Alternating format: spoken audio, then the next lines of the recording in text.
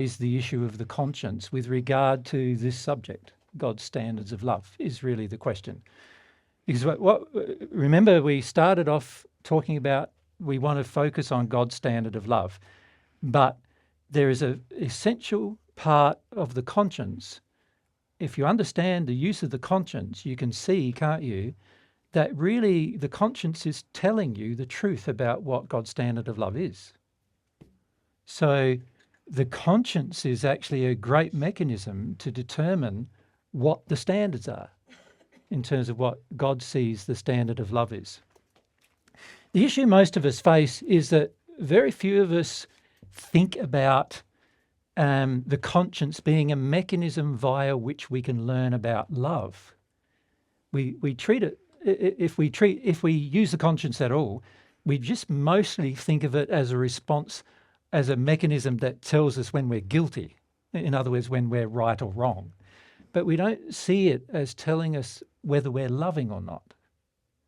But from God's perspective, what is loving is what is right, and what is wrong is what is unloving. So actually, the conscience mechanism, which is the mechanism by which God shares truth with you, is also very informative about whether you are loving or not. The conscience is sharing that with you. So one of the things that I learnt in my first century life, very early in my life, was that learning about the conscience and learning to ask God questions and be open to the responses of those questions, not only did it teach me what is right and wrong, but it also taught me what was loving and what was unloving at the same time. And this is a very important thing to understand about the conscience mechanism. So the conscience, you could say, remember it's a mechanism that belongs to the soul. So here's my soul, Mary in my case. And the conscience mechanism, and you could say, let's just draw it sort of here, the connection with God, God's version of love. So God's standard of love is really being told to me through the mechanism of the conscience. Now, whether I accept it or not is completely up to the exercise of my will. I don't have to accept it. God doesn't force me into accepting what God shares with me via the conscience. He does, however, have laws that correct me whenever I'm unloving. So if you think about it, if I'm responsive to the conscience, I also don't really need laws anymore because the conscience is telling me what's right and wrong. And as long as I am humble enough to accept that, then basically I am living in harmony with the law as well, because all of the laws were created by God, and therefore I'm living by listening to God's truth on a matter. I'm also listening to God's law on the matter. What God says is the rules, basically, for life. So the big advantage of doing this, and it can be done at any age and at any event, at any thing that you may face in your life. And so what we have a tendency, Mary and I, to break those things down into sort of four major categories, which I've already mentioned, which are physical things you may choose to do, right? So anything that you choose to do physically, there is actually a right and a wrong to what you do. Now, what is right is what is loving. Now, many times there's multiple opportunities for one thing, for many things to be loving in one circumstance. So the beauty of acting in harmony with love is it gives you lots of options, you know, and we'll probably try to illustrate that practically over the coming day and a half. But also, it also can tell you what is wrong to do physically, like what actions are wrong to take physically in terms of in our physical day-to-day life. And then there's also the areas of sexuality, which is a large area of your life. God designed it to be a large area of life, to bring you pleasure and to bring you joy in a relationship. But obviously there are also rights and wrongs there as well. And the conscience can inform you of what is right or wrong in that regard. And then there's also the emotional self, like what kind of things you may feel. So there is actually a right and wrong to your feelings as well, believe it or not. So a lot of people don't realize, but from God's perspective, acting in a physical manner is driven by the emotional feeling to act in that manner. And so the actual emotional feeling means you've, from God's perspective, already acted. So the way I illustrated that in the first century, I said, even a man who looks at another woman when he's married to or with one partner and he looks at another from in a sexual way, then he has already committed adultery in his heart. So that's an example of your emotions can actually be out of harmony with what is loving and truthful as well. So it's not just your physical actions, it's also your sexual behavior. And it's not just those two, it's also your emotional feelings that the law measures, and also that our conscience can inform us that this feeling is wrong. So an example of that is sometimes, when you get angry and then you maybe dump it on a child, like your own children or something, and then you have a time to think about it and you go, I've done the wrong thing there. That's your conscience bothering you about your emotions towards your children. So that's an example of how the conscience can inform you whether you've done the right thing emotionally or not, right? And then, of course, there's what I'd classify as spiritual. And those things are more like qualities that you can develop that are going to assist you for the rest of your existence. And there are some qualities that are going to harm you if they're inside of you for the rest of your existence. And true development of spirituality is developing in regards to the qualities that are going to help you and also help others and be loving and express truth. And then also removing from yourself the things that are unloving and unkind and untruthful, not humble. Those kind of things also need to be removed. And this is a part of your spiritual development. So you've got areas of your life where the conscience can assist you in, and every aspect of your life can be, if you're humble, you can be more open to being assisted in all of these different areas of your life. The issue that most of us face is that we are not very humble. We want to be our own lawmaker. So the problem with being our own lawmaker is that we come up with our own ideas of what is right or wrong spiritually. In other words, what is the truth, the spiritual truth of the universe? What is the emotional truth? In other words, what goes on inside myself? What is that emotional truth? What is my sexual truth and what is my physical truth? Often is very much in disharmony with what God feels is true, or what God feels we should be doing, in harmony with his moral law. And it's these areas where we need the conscience, where we need the sensitivity to be able to guide us into developing ourselves and our relationships. So if Mary and I, both of us together, decide that it's not my laws in our relationship that matter, and it's not Mary's laws that matter in our relationship, but rather it's the laws, the more sensitive we can become to the conscience, the more we can feel what God's laws are regarding our relationship. If we both decide that we are going to focus on that, God's laws, rather than our own law, can you see, eventually we're going to have a much better relationship, because both of us will be progressing towards an ideal goal. Make sense to you? If I keep my own laws and Mary keeps her own laws, eventually there's going to be conflict, because we come from two different families with their own injuries and with their own ideas about what's loving. Eventually there's going to be conflict, and unless both of us have a focus on what is God's standards, we are going to end up in being in angry conflict with each other. Can you see that? Because we're in a different place with regard to what I believe the law is and what Mary would believe the law is. So the key actually to having happy relationships, whether it's with children, parents, our partners, the environment even, happy relationship with the world around us, is whether we are going to accept God's laws as real or not, whether we're going to actually have that connection enough where God can share with us, these are my laws. If you work in harmony with those laws, you will be a happy person, right? And bear in mind that God's also not just interested in my happiness. Like in the relationship, God's not interested in me being happy and Mary being miserable. You understand?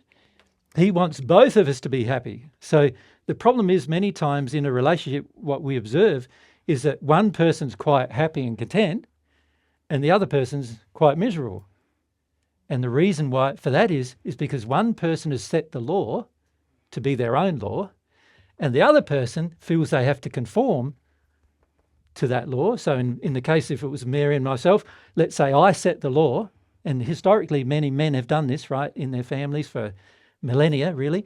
They've set the law and then they've enforced the law through violence on the rest of their family. And then the women then feel, oh, we've got to live by that law, otherwise we're going to be violently abused. And so then they conform to the law, but they're not happy. So God's not interested in that kind of relationship with us or us having those kind of relationships with others. What God wants is for all parties to be happy. And not to just have the semblance of happiness or the illusion of it, but rather to actually be happy in their heart is what God's looking for. This is why he created law, so that you could be happy if you engage the law. In fact, the purpose of all of God's standards is to make you happier. So it's not to punish you, and it's not to degrade you, and it's not to make you feel bad all the time, and it's not any of those things, but it's to make you happier. Happier people, happier individuals, happier society, happier earth, happier environment, happier when you pass into the spirit world, same. The goal is to make you happier. Right? So the purpose of the conscience is to help you be happier. So you could also say the purpose of God's standards is to help you be happier. When you hold on to your own standard, you are not going to be happier. As I think many of you have experienced in the past, right? Every time you've done that, it doesn't cause you to be happier, right? And if you are happier, what about all the people around you? Are they also happier, right? If you're engaging your own standards all the time, but you're expecting everyone around you to do what you feel are the standards, you might be happy, seemingly, but everyone else around you is going to be sad, angry, bitter, not really wanting your company for the reason that they're not happy because your standards are out of harmony with God's. So it's a very important thing to ensure that our standards are in harmony with God's when it comes to these all areas, if you like, of our life, not just with regard to our physical behaviour, but also even with regard to the way we feel, even in regard to that. Yep. Right. Now, are there any questions about that before we proceed? Yeah. Yeah. It's about the conscience. Yep. And I realize what Mary just talked about, that my parents' conscience interferes. Is the first thing becoming aware of that? Yes. Yeah. Yep. Good. And then starting to be more aware, or getting in fear or getting in shame. And yeah, what's the next step? Well, yeah. Do you want? Well, Yeah, Mary can. Well, start and and you can add. Yeah. What helped me was to really seek the truth about God's conscience. So, really understanding, wow, there's this mechanism that exists and it's foolproof and it's really there to help care for me in my life and so that I can care for me in my life. And then to feel really how disconnected I felt from it. That was actually very upsetting for me. I felt like a lot of grief that I lost this a long, long time ago. It hasn't been with me. And now I want it back and I feel like I don't know how to do that, So I really had to go through a process of really fear and sadness about this disconnection. And then that helped me to sensitize to how afraid I was of being my own woman aside from my family, how much my family's approval was still important to me, how frightened I felt if I didn't have their approval. And so working through that was probably the major thing that really helped me then to really desire the connection with the conscience. When I first sort of kind of connected to this again, I felt upset that I wasn't connected to the conscience, but I wasn't realizing I didn't actually want it because I wanted my family's approval more. So that process really helped me. And then exercising it kind of like a muscle of seeking God's truth about things in every situation I was in. And then sometimes I could feel the disparity of that thing I said before where I was like, I've thought this is wrong my whole life. And now what I feel from God that this is right, and I've been actually ashamed of things like my love of truth and being truthful with everyone was something that I felt was a very bad thing about me and that I was doing the wrong thing if I was honest and particularly very transparent. And so there was grief and fear, I guess. And it was I guess it wasn't a one and done process, I had to really desire the shift and feel my fear about making the shift at the same time and the grief. And that really it's sort of a changing of course, if you like. Yeah. Yeah. Would you add to that? You would add to that? Yeah. Yeah, I would, yeah. A lot. That's just, I think it's also important for most people to understand the dynamic of how their conscience got damaged, the dynamic of what actually happened in your life to cause the conscience to be something that you finish up sort of almost condemning in yourself. In fact, nowadays I see a lot of people in society condemning any moral standard. Like you see a lot in society how, and it's particularly in the younger generation, how there's almost like no standards anymore about sexuality or emotions being expressed or physical things acted upon and so forth. So let's just look, I think it's important to look at how it all happened to you. Does that make sense? So let's do that. And then what Mary said is very true in terms of the effect of it all. So if you remember these spheres that we had drawn, you can slightly still see them there. The Earth, as I said earlier, is in a state where it's well and truly in the middle of the first sphere. From God's perspective, actually, the Earth is in a state that the hells are in the first sphere. There's a place in the first sphere which is quite dark and very devoid of love on the average, and that's where the Earth is as well, the general condition of the Earth. So the Earth, you could say, is in this sort of almost hellish state. Not the depths of hell, though. Not the darkest of hell, but above it. And what I mean by above it is this. The average law, if you look at the average laws made by society, you can see that there are certain things that society views as wrong right now, isn't there? So how does society feel about murder?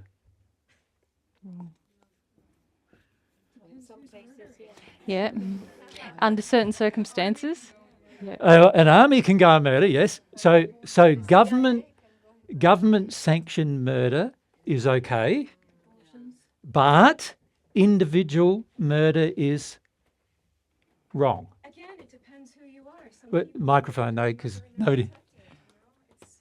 Let's do microphone though if you're going to make a comment, because nobody will hear it otherwise. I think again, it's gotten so off course that it depends. Individuals right now are murdering other people and they're Correct. getting off with it. So it's not just Correct. government sanctioned. It's Correct. But it's not, the general society is saying murder is wrong, isn't it? Generalized society. generalized, but But there's a lot of caveats Yeah. to that, isn't there? Like under this circumstance and under that circumstance, and if that happens to you, and if that, there's a lot of caveats, but the general view is murder is wrong. If I just went out on a Genocide. murder spree, the majority of society would condemn me, right? Yep. What about rape?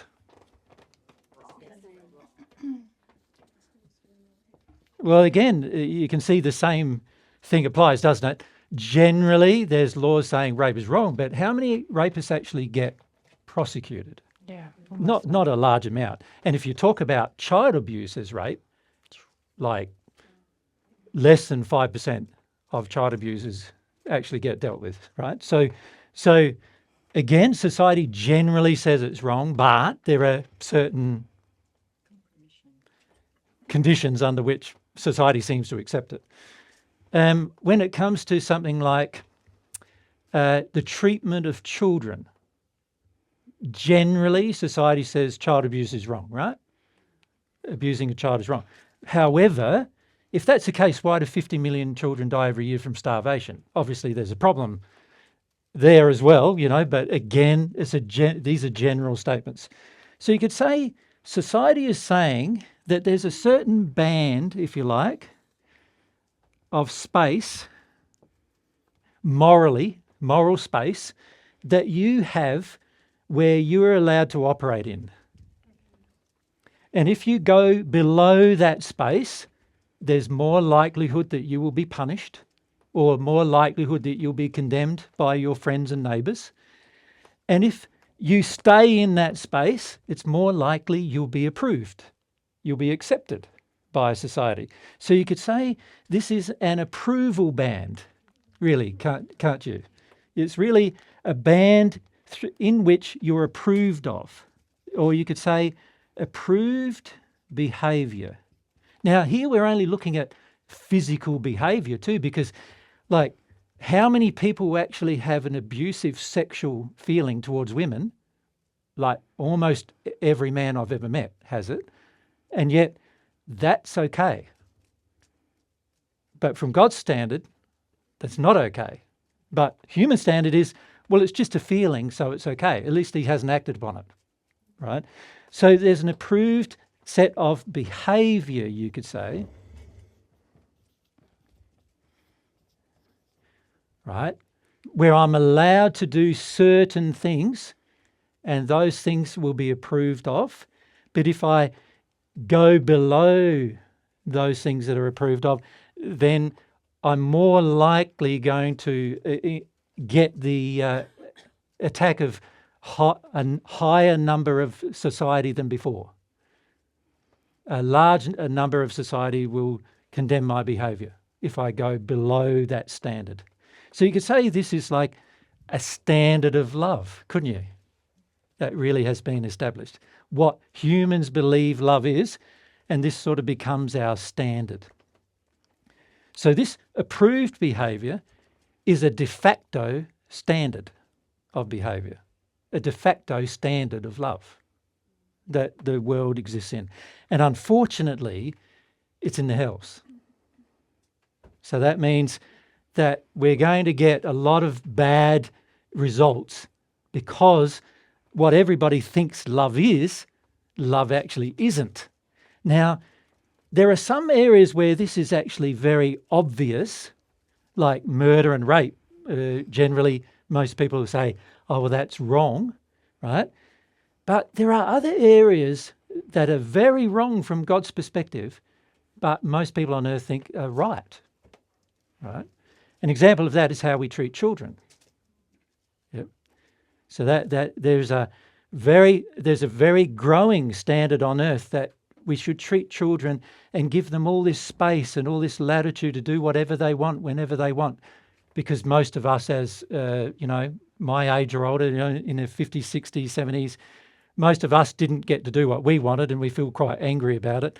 And so we want our children to do whatever they want, not understanding that from God's point of view, that standard is actually very unloving. And in fact, from God's perspective, it's abusive to the child, which is very interesting, actually, because and the way it's abusive is the child won't know how to actualize itself unless it's educated in as wide variety of things as possible.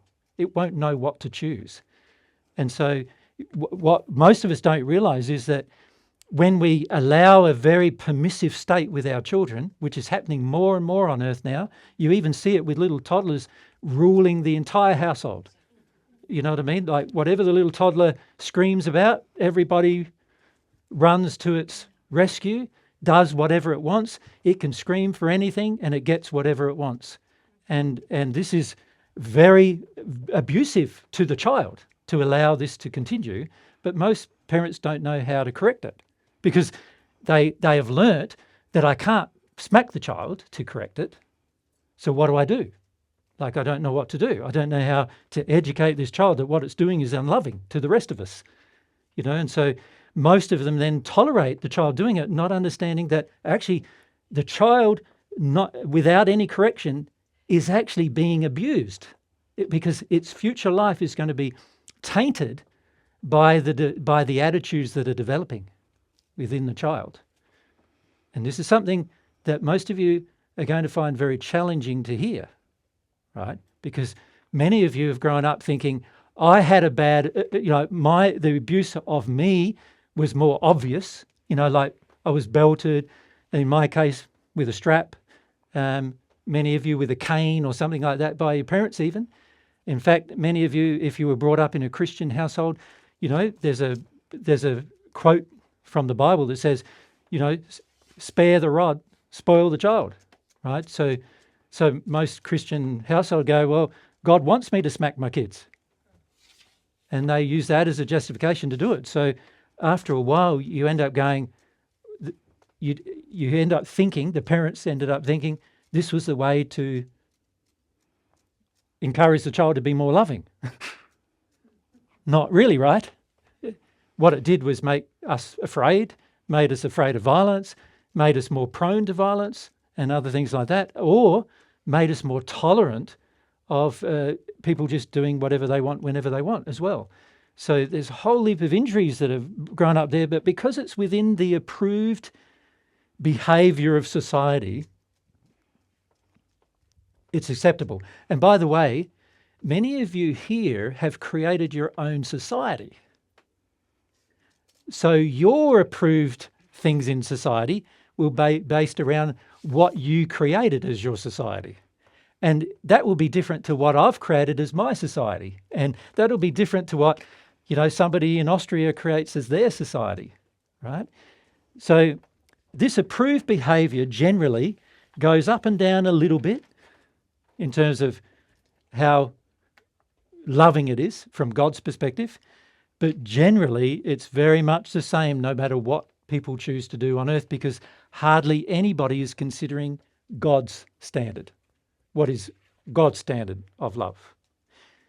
And because many people on earth are not receiving God's love, they don't automatically know what God's standard of love is.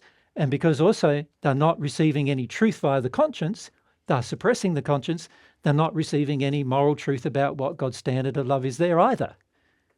So in the end, all of us start setting up our own standard, which unfortunately is going to be very much about our history and what's happened to us as to what standard that will be, right?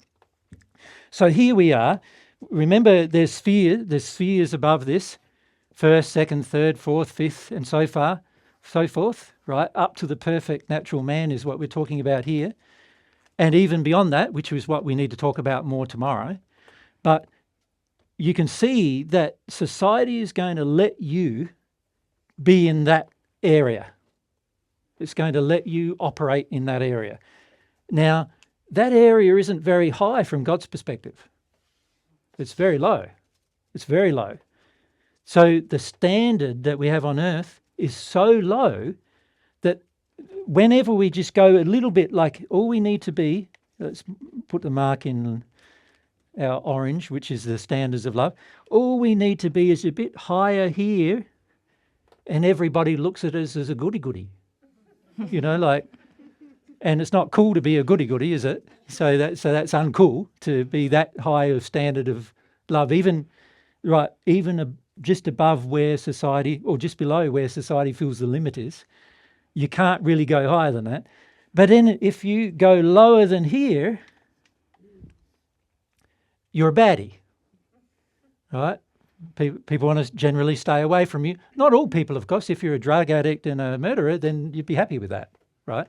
But if you're, someone who's, wanting to progress more, then you won't be happy with that, and the average of society is not happy with that. So you can see the standard that you're allowed to be is very, very restricted. You can't go too good, and you can't go too bad. You have to stay in there. And this creates a problem for anyone who wants to have God's standards. Because God's standards are way up here. And this is society saying you can't go there. Right?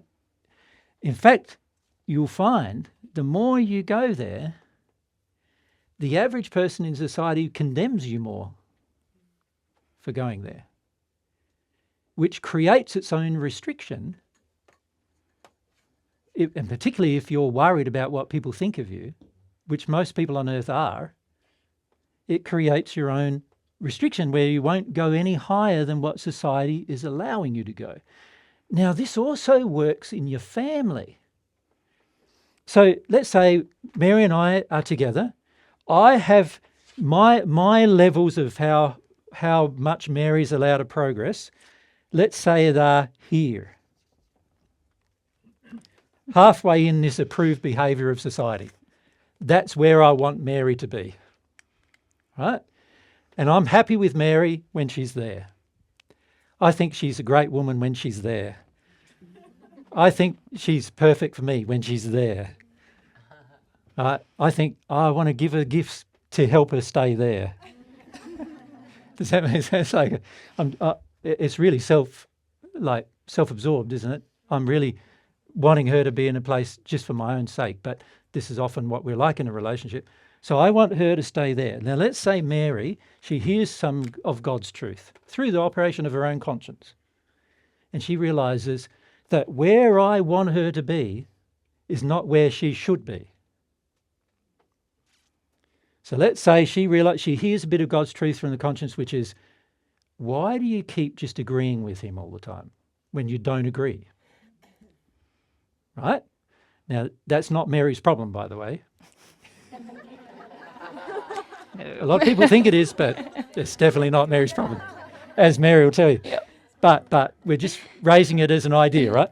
So let's say God's sharing with her via the conscience that when she agrees with me out in her word, but she doesn't agree with me in her feelings, she's being untruthful. And let's say God shares that with Mary through the conscience, and Mary ponders that for a while, and she goes, well, yeah, that's right. It's dead right. I'm not being truthful. I'm sort of living a lie with this man, right? So she, because her conscience bothers her about it, she may start to go, well, I need to be more truthful. So she starts being more truthful with me. Now, I want her to stay there. I want her to lie to me a lot, because when she lies to me a lot, she butters me up and she makes me feel good about myself. And, so I want her to not be honest about everything. So when I leave my dirty washing on the floor, Mary's lovely. Before, she was lovely. She picked it up for me and she washed it. Now she's honest and she said, I don't want to do that anymore. And I'm going, but you don't love me anymore. My standard of love says this is what you do if you love me. And she's going, no, I don't want to do that anymore. It's wrong. And I'm going, no, it's not wrong. It's loving. You don't love me anymore. Right? Can you see how easy it is for another person to start criticizing your behavior, even if you want to progress, just because of what they want? It's got nothing to do with God's standards. If I had God's standards, I would go, why am I leaving my clothes on the floor? That's not the same as God's standards, because God's tidy. And, God's organised. Imagine if God was untidy. If God was untidy, one day you'd have oxygen and the next day you wouldn't. Isn't that true? Like if he hadn't organised consistency in your life, one day you'd be fine, having a good breathe, and the next day you'd be struggling for oxygen because of the lack of consistency, right? So me being untidy, not good. But if I'm not self-reflective, I'm gonna need somebody to actually say to me, you're actually wrong, right? So I need Mary. If she is more connected to her conscience, I really need her to say, you're actually wrong. And being untidy and leaving all your clothes all around is wrong. From God's perspective, it's wrong, right? It's not what you should be doing. You're lacking personal responsibility. That is wrong. You're forcing me to do something that you don't do for yourself. That's wrong, right? There's a whole heap of ways why it's wrong. And if Mary's just feeling the conscience and all the conscience has to say is what he's doing is wrong, it doesn't even have to tell her why it's wrong, but it'd be nice if she knew. But if she just trusted what he's doing is wrong, I need to stop it. Can you see? Because I want this standard of love that I have, are going to go, what are you doing? I'll be upset, won't I? And potentially even in a rage. And potentially, people get violent on these issues sometimes, right? That's how extreme it goes when they don't have their standard of love, so-called love, met, right? Now, if I was sincere and I noticed myself doing that, I would stop it, wouldn't I, if I was sincere? But unfortunately, the majority of us are not sincere either. We are demanding this certain level of love, the level of love that we've grown up with and we think is right. And by the way, it's very different for men and women as well. Like the level of love required from a woman is much higher than the level of love required from a man on the planet at the moment. In other words, a woman has to be more loving than the man under most, society conditions. That is a general feeling of acceptance. And even the women accept that. Many of you women do accept that, right? Many of you even say to each other, we're more loving than the men are. Isn't that Proudly. true? Proudly. So you've even accepted that as real, but you do nothing about it, right, generally. Aside from just divorcing all men, Getting rid of all men is not the answer, by the way. It's not loving. It's not loving. Because it's not loving, it's not the answer, right? But the standards of love we have in a relationship are going to determine, aren't they, to a large degree, what finishes up happening to this relationship. And the same goes with the earth, actually. The standard of love you have towards the earth is going to end up determining what happens to this earth. Whether you can even live in it. It's going to determine that much, right? The standard of love you have. The standard of love you have is going to determine every relationship, every friendship, every partnership, every business arrangement, and what happens to the environment. And that's a sobering thought, really. If the earth is in this very narrow band, which is actually from God's perspective in a hellish band of love, and that standard of love is going to determine collectively, as well as individually, our future, then you can see there should be a strong imperative in the majority of us to be much more self-reflective and start wanting to raise our own standard of love, because the reality is the only standard of love you can change is your own. You don't have the power to change anybody else's. You have the power to inspire people, but not the power to change them. That belongs to them alone, right? So unless I say to myself, this standard of love is no longer acceptable even to me, and I start adjusting it and start wanting to hear what God's standard of love is, there's a high likelihood that not only will I be unhappy, but also I'm going to cause more and more destruction in my own life and the lives of others, as well as with the environment and the earth itself. That's going to be the potential. So getting back to Nellie's question and Mary's answer, you can see that as long as I stay in this approved behaviour, and that approved behaviour is going to be determined by the people you care about the most. So if that's your family, the approved behaviour line is going to be your family's line. If that's your business relationships, then your approved behaviour is going to be in the line of whatever those business people think. If it's to do with your partner, then the approved behaviour will be whatever your partner thinks is approved, right? The problem with, in almost every case, is that it's not God's standard. So therefore, it's going to cause trouble in the future. Did I just cut out? No? No. You're good. That makes sense? So if you look at Nell's question, you can see that while you stay in this range of behaviour, everyone around you will be relatively happy. But as soon as you try to improve your condition of love, you can see there's a potential that everyone around you is going to start being very unhappy. And for the majority of us, we can't bear that. Emotionally, we haven't learnt how to bear that. And so that pulls us back down to be within the band. So to stay in this band, I must ignore the conscience, because the conscience is prompting me, get out of that band's not loving. The conscience is telling me it's not a loving thing to stay there, but because everyone in society or everyone that I am in society with is telling me stay there, there's now a very strong motivation for me to ignore what my conscience is saying and stay there. And this is what happens to many people who hear divine truth. They start getting out of the band, and the people around them start attacking them for the changes being made. And as a result of that, the person feels inclined to go back within the band, or even worse, do divine truth on the sly. On the sly, like Sort of in secrecy. So in other words, as a side hobby. while I'm by myself, I do what the conscience and God's telling me to do.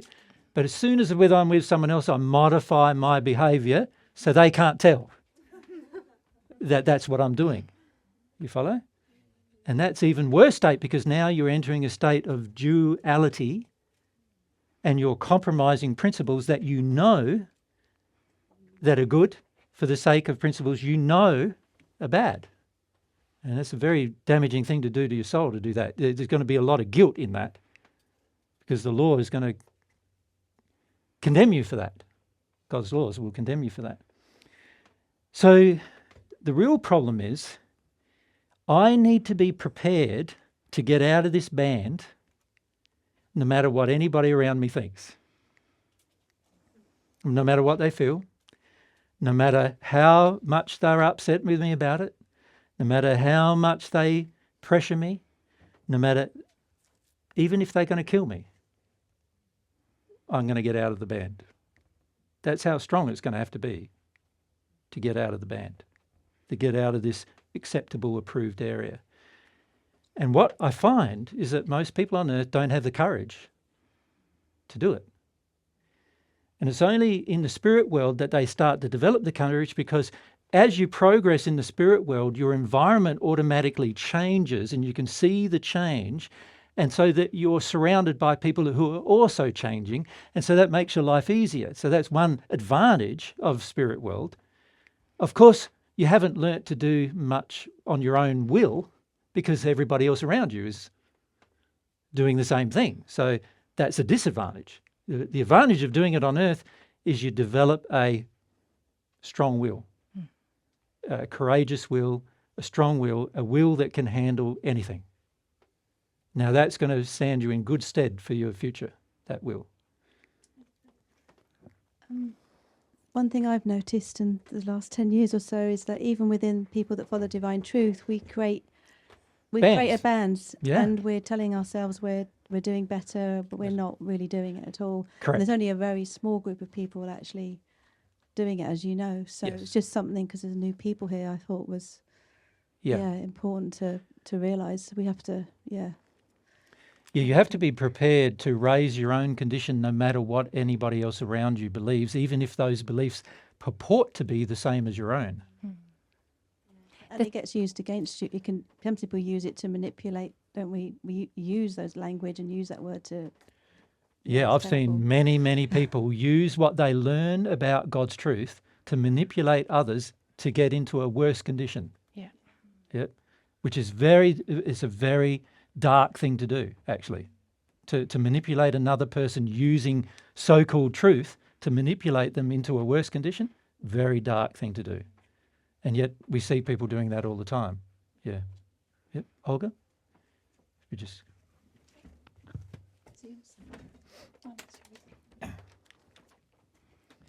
I wonder if it's necessary to actually also physically leave the environment or to stay in it and confront the people. Good. Yeah, good question. Remember what we said were the four main aspects of your life. What were they? Spiritual, emotional, physical, and Sexual. Okay. So let's go in terms of order of priority. That would be Physical, sexual, emotional, spiritual. Yeah. Right? So that's the order of ascending priority. So when it comes to your physical environment, you want to create an environment that is enabling you to progress beyond these conditions, don't you? Yes. Yep. If you stay in an environment where this is the approved behaviour and you keep staying in it over and over and over again, then how more difficult is it going to be for you to get out of that environment? Very difficult. Very difficult, right? So at some point, there are going to be physical changes you're going to have to make, as well as sexual ones, as well as emotional ones, and as well as spiritual ones, right? There's going to be beliefs you'll have to change. There's going to be emotions you have to change. There's going to be sexual behaviour and feelings you're going to have to change. And there's also going to be physical things you're going to have to do to make those changes, right? You could say you need to create a space that enables your change. Now, if you're living with a partner, let's say I'm living with Mary and she wants to change, and I'm set. I feel she needs to, do things, even on a physical level, do things like pick up my washing, wash it for me, iron it, put it in my cupboard. Even if I feel that, can you see? Every time she doesn't do that, what am I going to do? I'm going to blame her. Well, first I'll try reasoning with her. Don't you know you should be more loving? Yeah. You're not loving to me. Yeah. You've been doing this before, and the more you've listened to that Jesus character, the more unloving you've become. You understand? So this is not good. He's bad for you. Stop, And I've seen some guys even bash the telly, like literally destroy their own telly to stop their girl from watching anything to do with more truth, right? People will go to that length, because they want to stop their partner from making the change that's going to challenge them into a higher condition of love. So I'll start just this, I've given a talk years and years ago about bribery, threats, blackmail and all those things. Well, we normally start with the bribery, like, if I wash my clothes, will you stop listening to this divine truth crap? You seem to be upset about me not washing my clothes and not drying them and not ironing them and everything. I'll do that. Stay with me. I'll do that. I promise you. But you've got to stop listening to this crap, because it's crap. Right? Got to stop listening to it. So a bit of bribery there, right? And Mary goes, let's say she has a bit of fortitude, a bit of courage, and she goes, Nope. nope. What am I going to do now? If you don't stop, I'm going to leave you, and I'm going to make your life so hard. I'm going to break up with you, and you know how you want me for security. You're not going to get any. I'm going to take you to the cleaners financially. I'm going to make sure that you're destitute. So what am I doing now? I'm working on her fear. Right, so work on a fear. Nope. No. What do I do now? Now, from now on, it depends on how good I think I am as to what I'll do. If I think I'm really good and I'm really developed, I won't hit her, I won't get violent with her, but I'll do all the things I just promised. I'll make it happen. And you probably do things like, well, now I'm going to tell all your family and all your friends that what you've done to me. Yep. You know, we got married, you did these things for me, and now you're not doing them. And you're in a cult. You know, all I got to do now is say, oh, there's this guy in Australia claiming he's Jesus, and my woman's in a cult now. And all of the family will go, yeah, she's in a cult. Yep.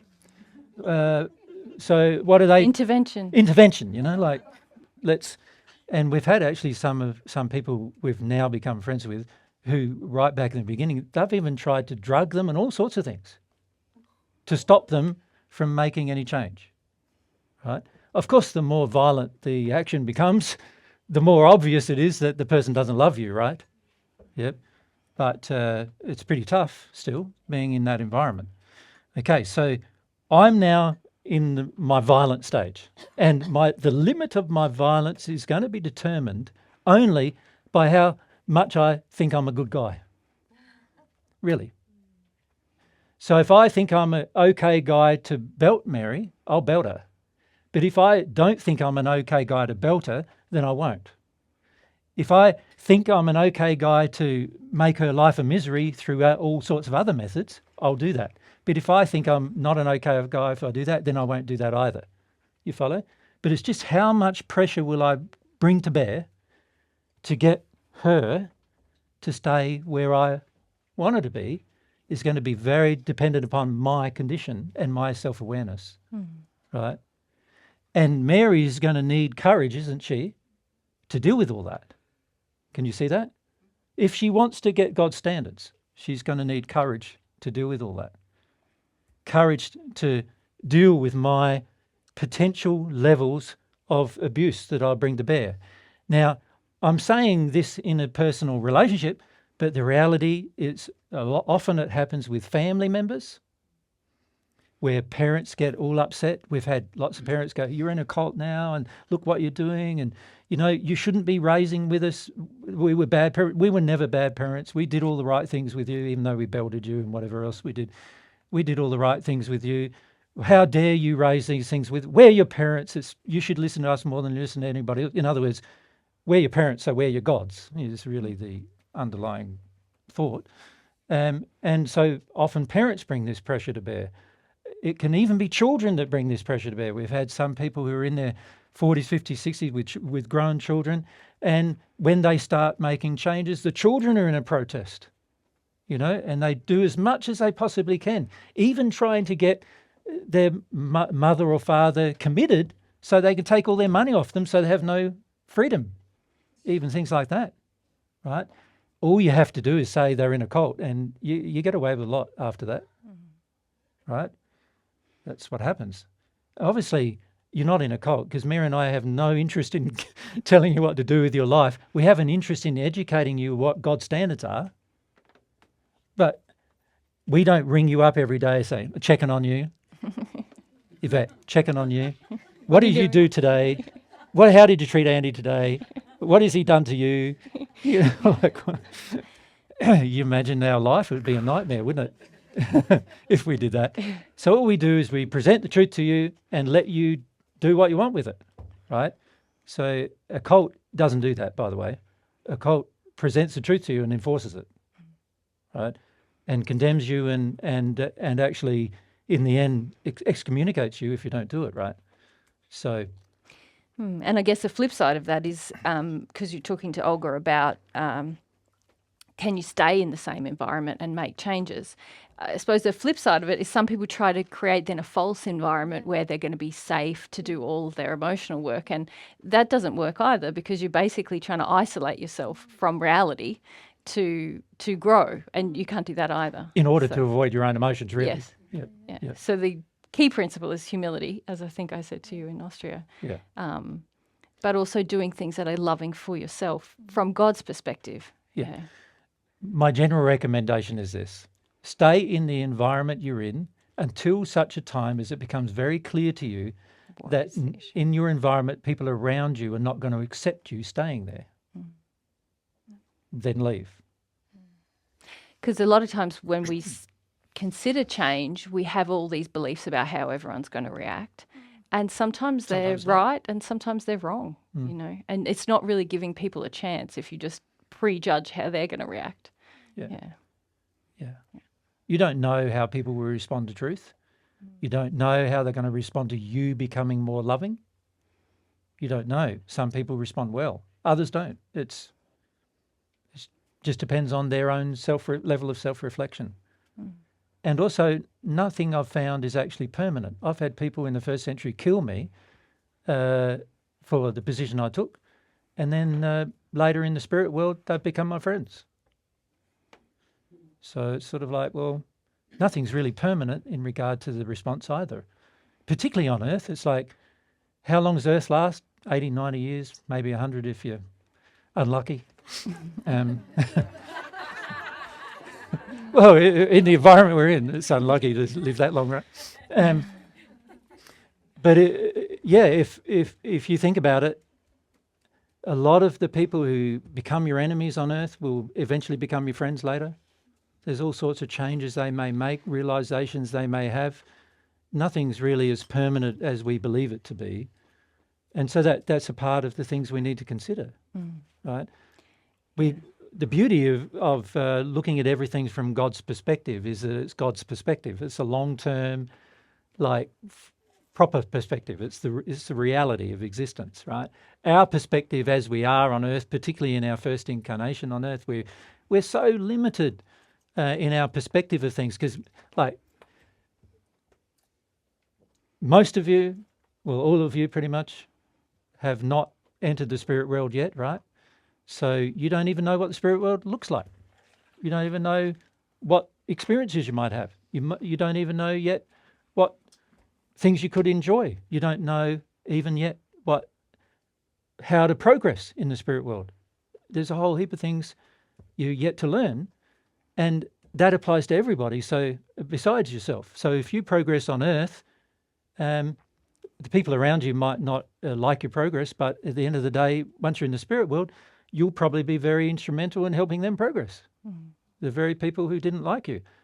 You know, that's been my case, and it's been Mary's case. So I'm sure it will be yours in the future as well. So we need to get some perspective about where we are at with love. We need to face the reality of where the world is.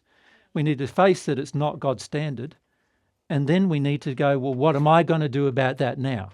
Yeah, and can I add there, it's very important in this process where we're talking about change and changing in relationships and lifting our standards. It's so important to have God's perspective on ourselves and where we are in that as well. Because often I hear people come to a talk like this and they're like, yeah, that's right, all these other people are so wrong.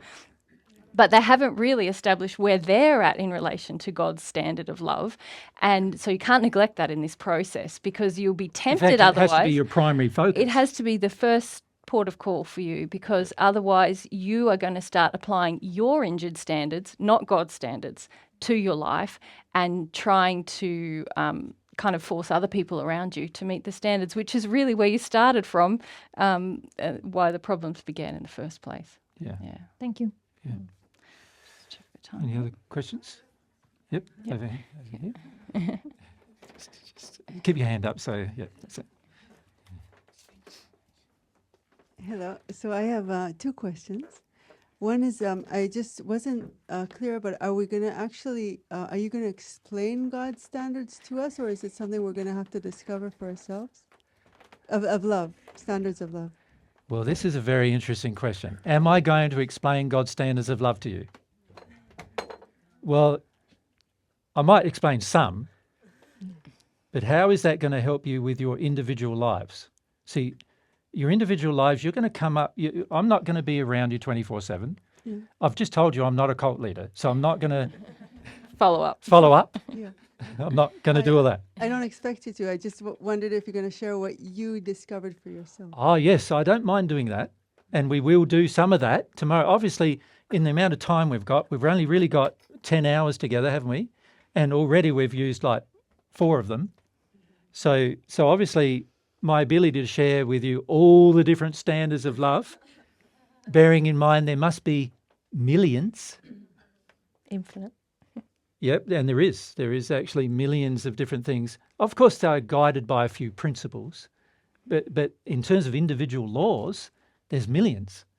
So, of course, when you engage principle rather than law, you can sort of reduce the principles down to about 15 or 20, and you pretty much can't go wrong. And we've already done that in the presentation in 19. Is that what you're thinking of? 19. Assistance group you're talking about? Was about God's law, but the trouble is it's not on the net, is it? Oh, no, 2016 you're talking about. Sorry. 16, yeah, God's 16. Yeah, the last group Yeah. in 2016 we did, which was about the principles that guide all of God's laws. God's laws of love. Or God's laws of love. God's loving laws. or God's something. loving laws, Yeah. it was called. If you watch that, you'll see there's a lot of principles that you can apply to any law. And it's very handy to apply principles to things rather than individual laws to things. But the reality is there are millions of laws, and it's impossible for me to share everyone with you in the time we have. But also, it's important for you to develop your relationship with God so that you don't need me to determine what the truth is. Because the trouble with needing a person to tell you what the truth is you become dependent on the person. And if that person dies, I don't. What do you do? Well, just because we have a moment with you here in time and space, Yeah. I thought, wow, these are gems that could be like. Just if you give us one example. I will. But it's more important that you learn the principle. Yeah. Okay. You understand? Fair enough. Yeah. So very important. So I will do what you're asking, and Mary and I will do this over the next couple of days. And if you're here 2 weeks later, a week later, we'll do the same. But it's important for you to understand the principle so you can do it for yourself. Right? That's the key here. The key here is that you can learn through your relationship with God and what God's standards are. You can develop your own conscience. You can put that into practice in your own day-to-day life. It's very important that you focus on doing that rather than getting told things. Now, it is beautiful when somebody tells you something. I agree. It's sort of like one of the things that I've felt quite a lot is in my own progress is no one's told me anything and I've had to discover everything myself. Now, aside from God, of course, God tells me things, but aside from that, if I'm out of harmony with God, I've got to work it out. So the problem with that I've found is that I've really, when you say it's a problem, it's not really a problem, but it tends to make things a bit longer because you've got to discover things. Now, what I'm trying to do with you guys is give you a mixture of both things. Tell you some things, but also encourage you to discover things. Make sense? If you can discover things in your relationship with God, then you will have a closer relationship with God. If you only discover things through my interaction with you, then your relationship with God will be compromised because you won't be as close to God as you could be. And what I would like is for you to be as close to God as I am. Yeah. Because that's where the joy comes. So that's why we want to do it this way, right? So that's your first question, though. Yeah. What was your second one? So my second question is about the word God and this idea of God, which I always grew up like I don't know if there's God. Maybe there is. Maybe it's the creation, the universe, like all these words. And I'm finding that I have this resistance to the word God. Very good point. Yes, most do. And I wondering, like, okay, this is an idea planted in my head that there is a God and he's called God. And then when I try, let's say, to talk to God, then I feel it's like something superficial that I'm doing because I was told there is a God. Yeah. And I'm like trying to, I guess I don't know exactly how to phrase what I'm wondering if you could help, like how I can come to it in a more like authentic way that feels more natural to me. Very good question. We actually answered that question in the last two groups. We talked about these things a bit, and we've, in the sense of, firstly, do you in your heart really feel that God is real? Like the entity of God is a real entity. And, you know, we talked about many ways that you can discover whether God is real, but the important thing is, if you do not feel God is real, then it's unlikely you will desire to connect to God through the conscience, and it's also unlikely that you'll desire to receive love from God. So resolving the issue for yourself as to whether God is real or not is a very important thing to do. Yeah. And it's important to start from the point of not knowing. Like what you really described is, I actually don't know. So now I'm trying to engage with all these things you're talking about, but it doesn't feel real because I don't actually know. And that's actually very good personal insight, because if you can go into this, if you like, there's a concept being presented to you with a seeking heart, not a prejudiced heart, like, oh, it can't be, or yes, it's definitely got to be. Oh, is it real? And really let that question settle in your heart, and then you will receive an answer, and then that will be your own. It will be authentic, if that makes sense. But it'll be a process, because there's all these things from your past that have prejudiced you against God or made you opposed to the idea of like a Christian God and wanting it to be everything is God. And so there'll be all these things that you'll have to want to discover the emotional roots of, because a lot of them have nothing to do with God, but things that people have done in the name of God, or the way people who purport to have a relationship with whatever God they say, how they've affected you. Yeah. Does that make sense? What Mary what said I'm to you? saying? Yeah. Yeah. Yeah. That's good. Yeah, thank you. Just checking. Yeah. Come forward. Yeah. Yes. Could you again say what intuition is to you? Because, yeah. Yep. Intuition is a soul-based attribute. So perhaps I need to back one step before we talk about intuition itself. When your soul was created, there are certain potentials that your soul was given versus instinctual things that your soul was given. So if we divide, and remember I'm talking about the one soul, which is including of its two halves, so of which you are one half. So here we've got the whole soul. I don't know where S came from there, but it's an F.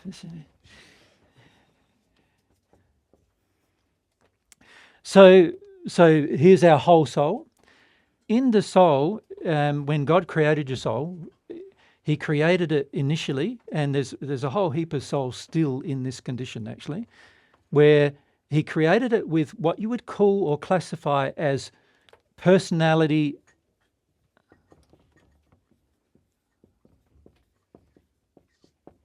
Or another word for that might be a certain type of nature, right? So God created each individual soul with a different personality and nature, actually. So there's not one soul Mary and I have met ever that has the same personality and nature as another. And in fact, in the spirit world, this is how we don't have names in the highest. In the celestial heavens, there's no names of people really, and you know the person because of their soul-based personality signature. It's sort of like that's their name, whatever their signature is. And this personality and nature God has created directly. You can enhance it by developing it, but you can't change it. Does that make sense to you? So with the personality and nature you've been given by God, you cannot modify it. You can try to suppress it, which people do on earth a lot, and also in the spirit world. You can also try to modify it, but it's not going to get modified. All you can do is embrace it and grow in your emotional capacity to express it. That makes sense? So that's a part of you. That's your individual nature. Separate to that is a whole heap of potentials that God gave your soul. Now, these potentials are broken into two primary areas.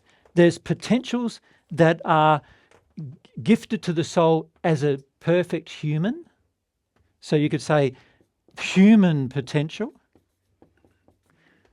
And then there's also a set of potentials that are gifted to the soul only through your relationship with God. You could call that divine potential. You follow me? But these are only potentials. They are not gifts given to you without you asking for them and developing them and embracing them yourself. And these potentials involve two primary areas. One area is the potential of your personality and nature, but the other area is the potential of your character, your moral character. In other words, what you believe is right, what you believe is wrong, what you believe is good, what you believe is bad, what you do in your life, your behaviour, the way in which you act in your life. That could all be summed up as your character. Right? Now, that character, if you engage your potentials in the human soul development potential, which is the perfect natural way of love, then that character can only go to a point of a certain point, which is the perfect human, and beyond that, you can't really develop it. And your personality and nature also can only be developed to a certain point, because there's a limit based in your soul, because you can never be divine. To become divine, you must receive love from God. You must. Now, if you choose to decide that you want to become divine, now the potential of your development in your personality and nature continuously grows infinitely, and so does the development of your character grow infinitely. You change as you go, and it becomes more godlike as you go, but still with your individual personality and nature being expressed. Yep. So if you sort of think about all that, what was your original question? What do you refer to as intuition? Right. So intuition is a potential given to your soul that you can choose to develop, either to the point where it's the perfect natural human, or you can develop it to include the divine. But it's a quality of the soul, an attribute of the soul gifted to you in its undeveloped state. And you must learn to develop it. Right? Now, in terms of its definition, intuition is the ability to sense what's going on around you without needing words or obvious indications through your senses. And what I mean by that is, instead of seeing something, so reading body language is not intuition. Reading body language is just a scientific principle. Yeah, that's not intuition. Intuition is beyond that, because it allows you to see the things that are not expressed, but you can feel them being expressed as a part of your soul qualities. You can feel what's happening around you. Now, there's two sources of intuition. One is the intuition that you develop for yourself, and the other is the intuition you receive from other people, their intuition being expressed to you. An example of that is what many of you call intuition is not actually intuition. It's a spirit who is guiding you, telling you his intuition or her intuition. Or her sense of what's happening. Her sense of what's happening, or his sense giving of what's you happening. knowledge of what they see that you maybe wouldn't see otherwise. And they that's might give you a not the sense. same as you developing your own intuition. So we see a lot of people in New Age circles in particular have become very reliant on the intuition of spirits, thinking that it's their own intuition, when actually they are very undeveloped with their own intuition. They're just receiving knowledge from spirits. And they have a very strong connection to those spirits, receiving that knowledge. But actually their own ability to develop their own intuition is quite stunted because they've become reliant on the spirit's intuition or the spirit's knowledge. Does that make sense to you as well, what I'm saying there? And by spirits, you're not referring to beings of light. You're referring to... What you call beings of light are all spirits. They're all people who lived on earth. And all of them are in different states of development. What many people call spirits of light on earth are actually only in the second sphere or at the top of the first sphere, because to be a spirit of light in terms of perception on earth, all you have to be is above the band of what's normal on earth. Does that make sense to you? Yeah. So all you have to be a spirit of light and to appear to somebody on earth as if you're bright, all you have to be is in a slightly better condition than they are. And so many times there's this claim on earth that, there's this being of light that you're with you, and it's really Dad who's died 3 centuries ago, or 3 centuries, or 3 decades. decades ago, and he's had the chance to grow a bit in love, and he's brighter than you are. And whoever, whatever he thinks. He may not, he may know who he is and everything, but quite often it's also spirits from history who come to share things with you. You know, oftentimes they're even earthbound, but they're still in a better condition of love than most people on earth. And so most people on earth who ever think about it think they're spirits of light. But the reality is they're just people who lived on earth who have managed to grow probably beyond your own condition, and therefore be able to, because of that, they have greater powers than you have, greater ability to inspire you, great ability to give you what you think is intuition, but actually is frequently their inspiration coming from them. But in terms of developing your own intuition, well, that's a quality you can develop for yourself. And that's a quality that God gifted you as a potential to develop, but does not direct your development of it. He doesn't boss you around and tell you how to develop it. You need to determine that for yourself. Yep. Make sense? Yeah, and Very clear. Yeah, because we were just talking about the question about whether God exists. Yep. Very often we meet people who have what they call an intuition that God exists. It's because they have spirit guides who have a relationship with God, who tell them, no, God exists, give it a go, you know. And then other people don't have guides yet or maybe never will have guides who have a relationship with God, and they often receive other answers that they call their gut feeling or their intuition, but it's really the spirits with them giving them their impressions of what they think is important or real. Or what they think God is. What they think God is, what's real, what's... So in New Age circles, a lot of times people say we're all God. We're all divine. It's not a truth. It's not God's truth. When you connect to God, he'll tell you quite clearly, I created none of you divine. You were all created from God, but not with any part of God's divinity in you until you ask for it.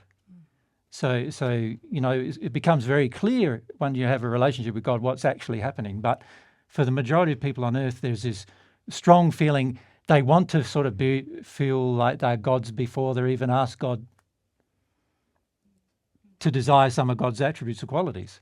Not understanding free will, because free will demands that actually you have to ask for them. Otherwise, God's forcing it on you, and God's not going to do that. So, yeah. Yep. This map of attributes of standards of love Yep. for each of the spheres is what I was studying and practicing, and I received the feedback that no, this is not God's way. How the practice of the qualities of the soul for each of the spheres Yes. relates to the development of the potential, and how Yeah, I by understand doing the that question. is not doing God's way. Okay.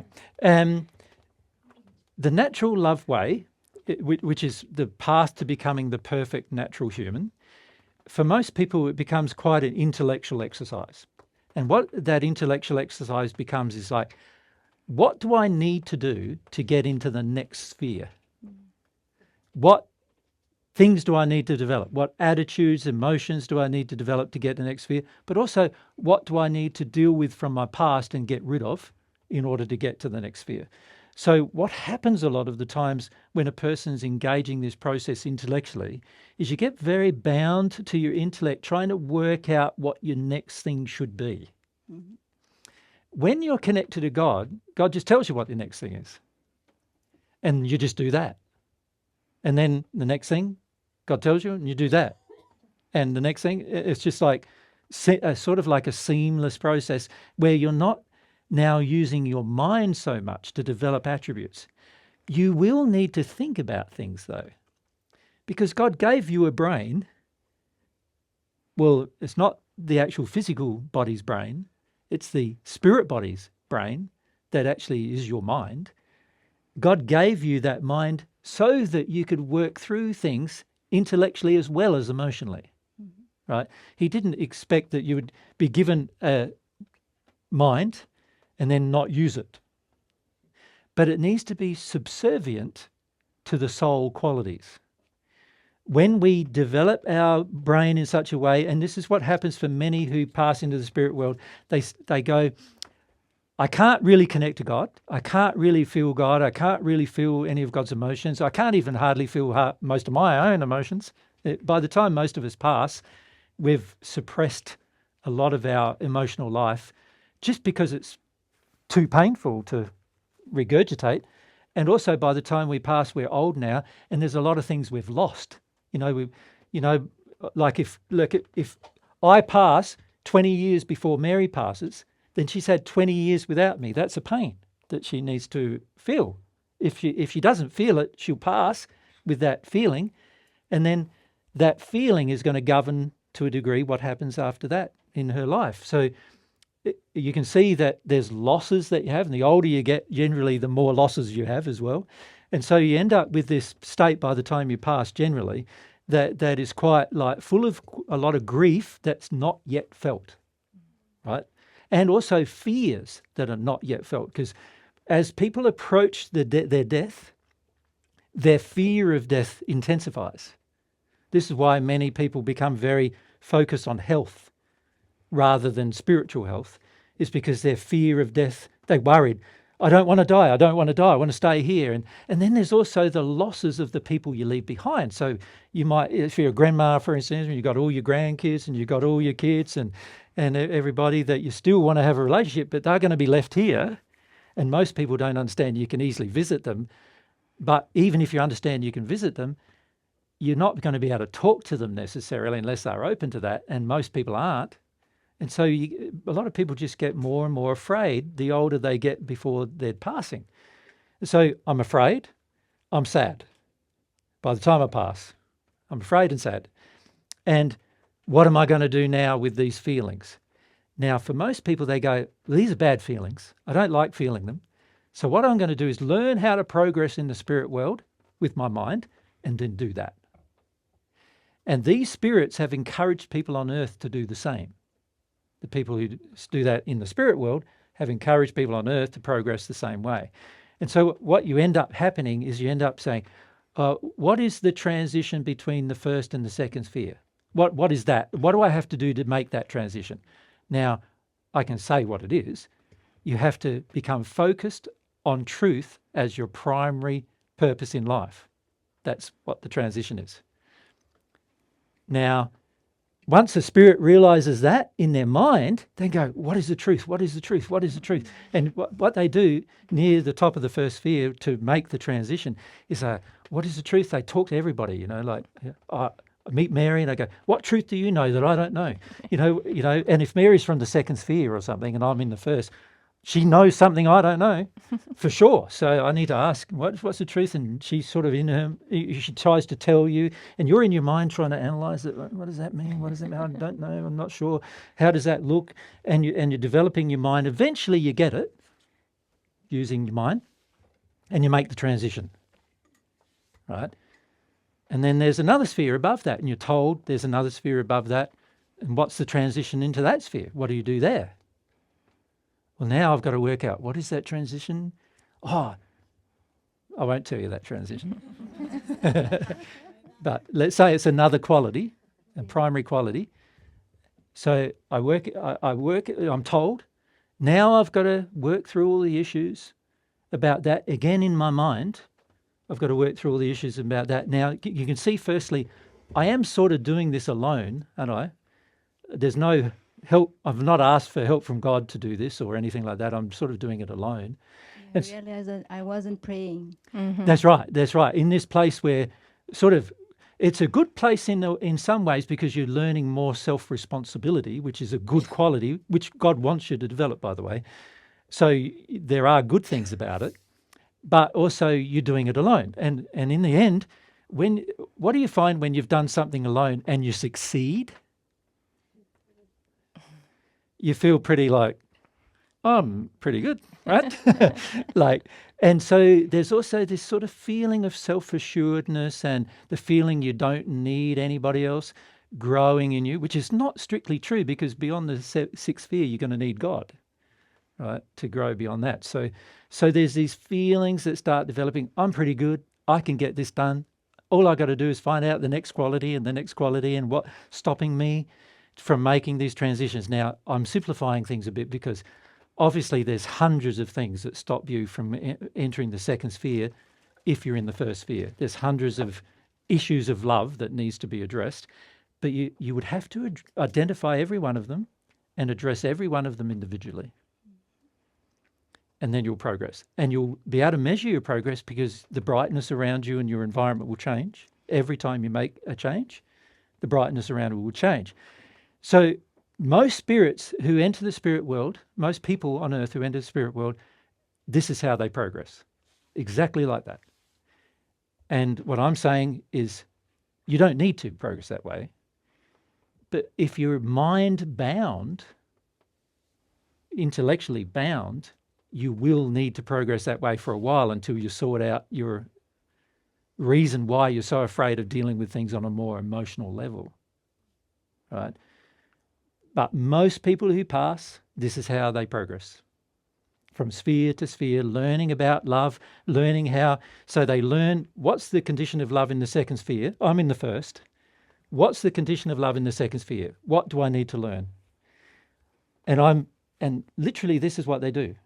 They sort of make a list. It's an intellectual list, of course, because your mind is now, you can now use your mind 100% of the time. So, you know, and it's not limited by the human brain anymore, like the earth, the physical body brain. So you can use 100% of it. So you can remember everything, right? So big list. I've got a big list there. I need to do this. I need to do that. I need to do this. And if I don't know how to do it, I go and ask somebody who did. No, like so somebody in the second sphere, they obviously know because they're there. So I ask them. And so you end up talking a lot to people, finding out from them. This is the progress of the perfect natural man.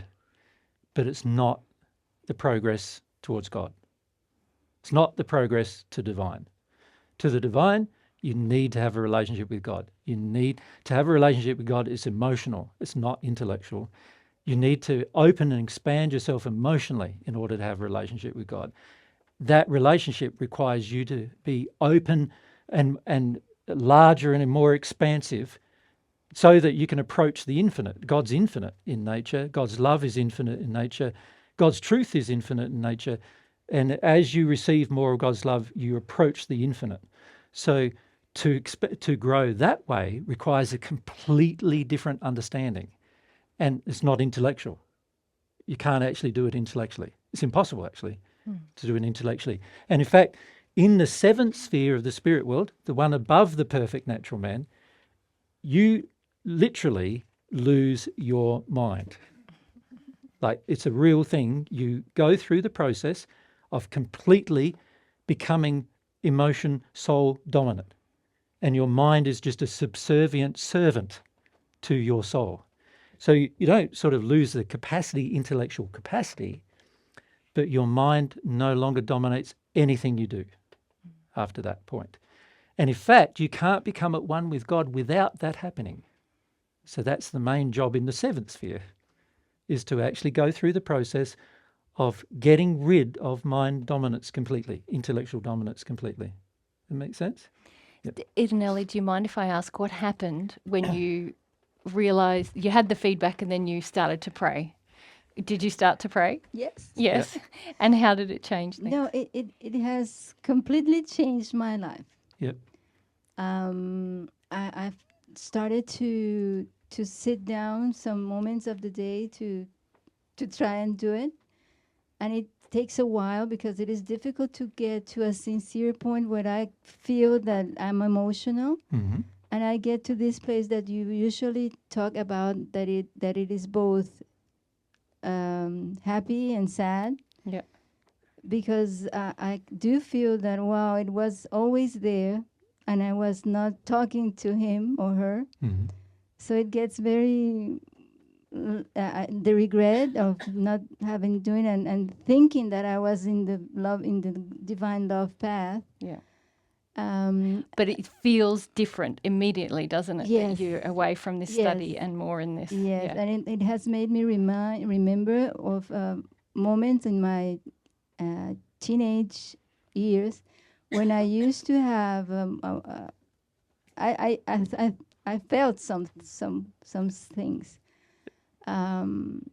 So yes, I do. I know right now that it is totally different. So, but I just cannot explain to people why, and to the people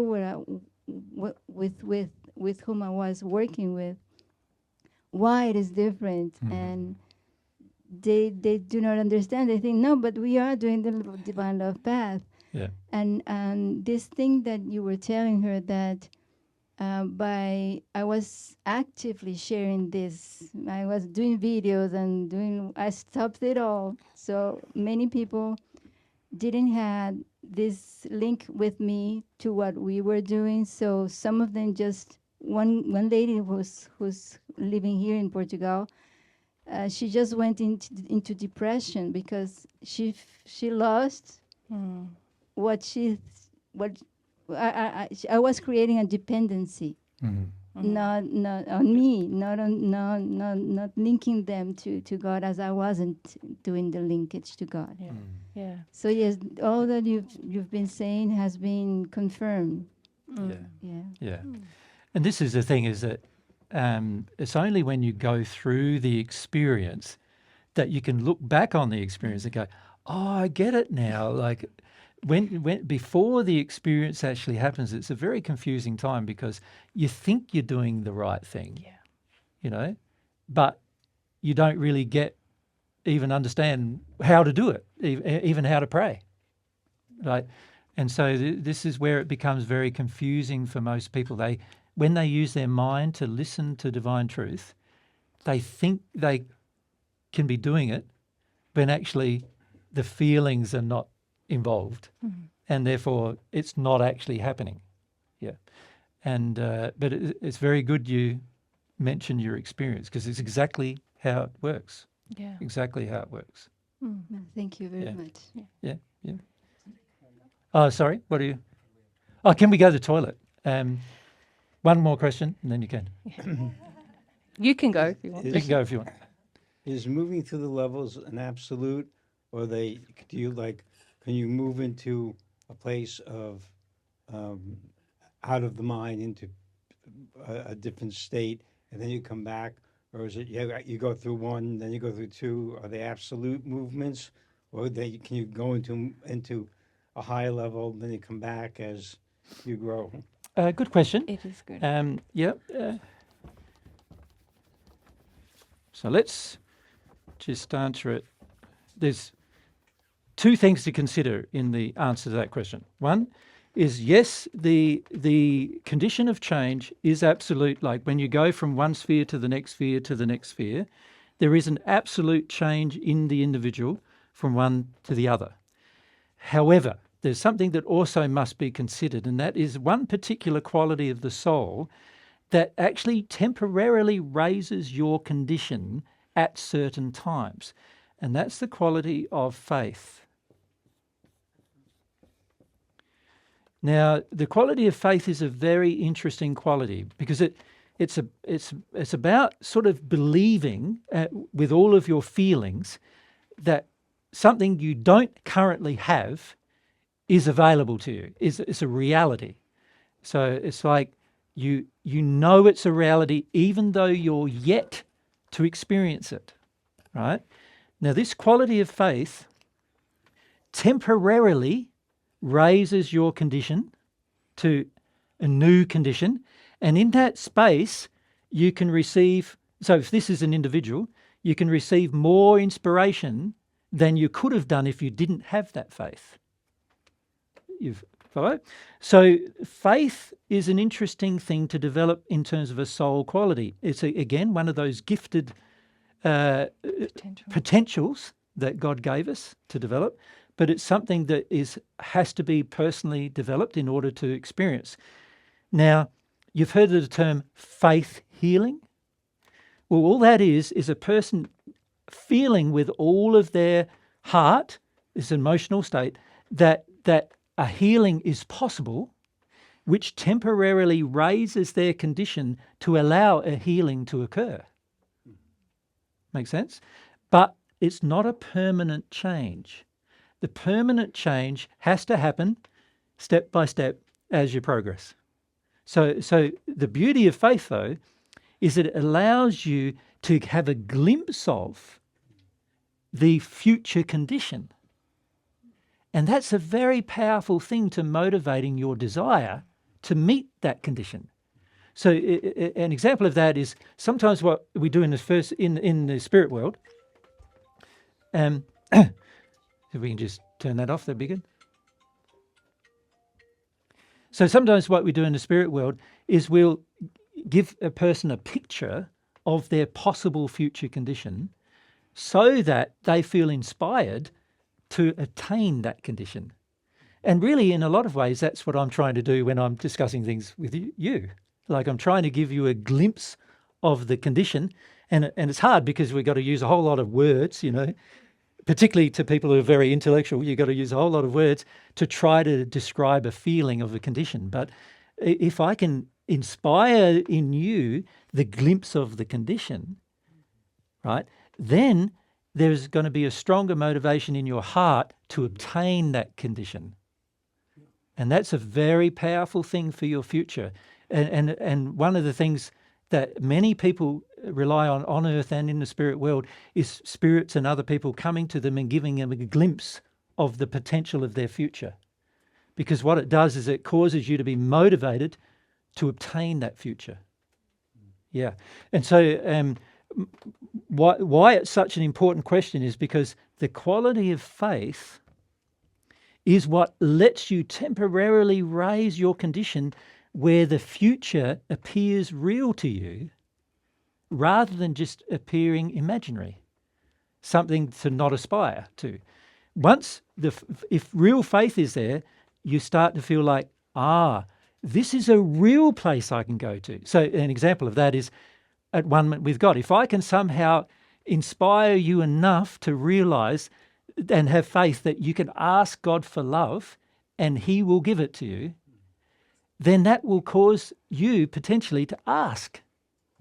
But if I didn't do that, your faith would be, what's possible, I don't know, who knows, it's not even worth trying, right? So this quality of faith is a very important quality to develop, and it's going to help raise your condition to have glimpses of your future that are not current in your life. But the second part of the answer to the question is yes, you're still going to have to make those adjustments of love as you progress through the spheres. So obviously, as you progress through the spheres, once you get to the 4th or 5th or 6th or 7th and so forth, your condition of love will be actually true. So you could say faith is like, an example I can give you about faith is, here's a physical example, not a very good one, but if you had, there's a difference between you having faith that you can walk through this wall, right, without there being a door there, versus you actually doing it. When you actually do it, you don't need faith anymore do you? Because you know you can do it and you've done it. So faith is what helps you believe you can do something without having yet done it. Now, when it comes to receiving God's love, that's a very important thing to develop, because if I have faith that if I'm sincere when I ask, I will receive, then that puts me in a place where I feel the future will be if I ask. And so therefore I will be motivated to ask. Yeah. And that's why it's such an important quality to develop. And this quality of faith has helped me all through my life. Every change I've ever made has always been driven by faith first. Yeah. By this, I start out imagining. Eventually it turns into an actual feeling that it's real, because God, I can ask God about whether it's real. And so I don't go imagining things that are just like impossible. I ask God what's real, and then I try to imagine myself being there. Does that make sense? And in imagining myself being there, I start developing the quality of faith to the point where I feel I'm going to be there. And then once I feel I'm going to be there, I keep asking for God's love. Eventually you get to the stage where you are there.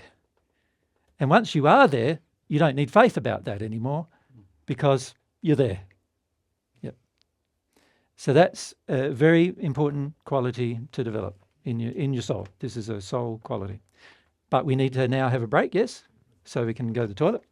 So let's do that.